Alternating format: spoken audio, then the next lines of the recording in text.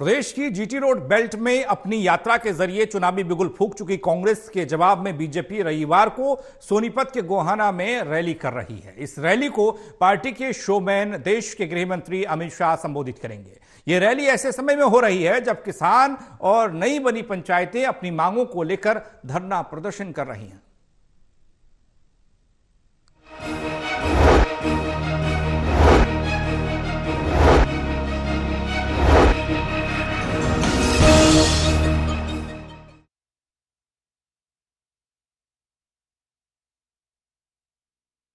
दो 2024 के बड़े चुनाव की तैयारियों में लगी बीजेपी 2023 के पहले महीने में हरियाणा के सोनीपत लोकसभा की अपनी रैली कर रही है।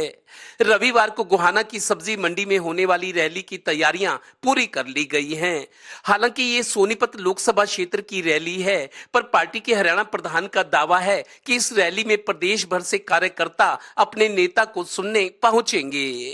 ये एक ऐसा मौका है कि 2023 में मैं कह सकता हूं कि पहला कार्यक्रम, बड़ा आयोजन पहले महीने में ही गोहाना से इसका संकनाद हो रहा है। और जो 2024 आप कह रहे हो कि उसकी तैयारियों की दृष्टि से, तो निश्चित रूप से अब समय नज़दीक आ गया है और भारतीय जनता पार्टी जहां हर बूथ पर अपनी टीम खड़ी कर रही है, हर पन्ने पर अपना पन्ना प्रमुख बना रही है, उसके साथ साथ आम जनता के बीच में भी रैलियों के माध्यम से और जनसंपर्क के माध्यम से पहुंच रही है। गौरतलब है कि बीजेपी के शोमैन एवं गृह मंत्री अमित शाह की इस रैली की तैयारियां कई दिनों से चल रही थी।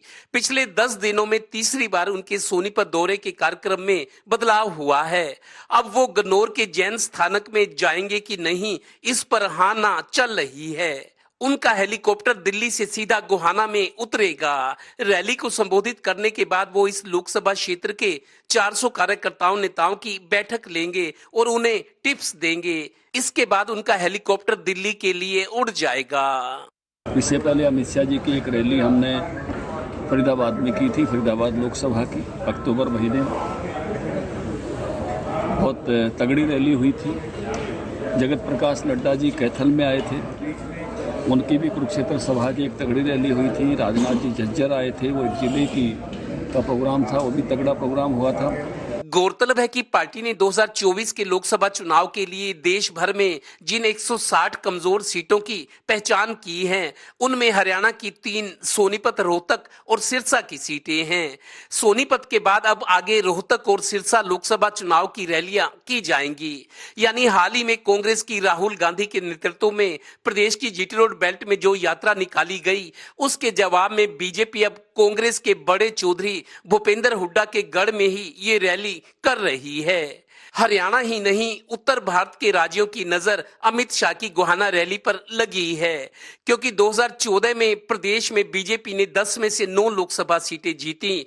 2019 में सभी 10 की 10। अब आगे क्या होगा राम जाने। गोहाना से सहयोगी सुनील जिंदल के साथ Devendra Kathoria, total news, Panipat bureau.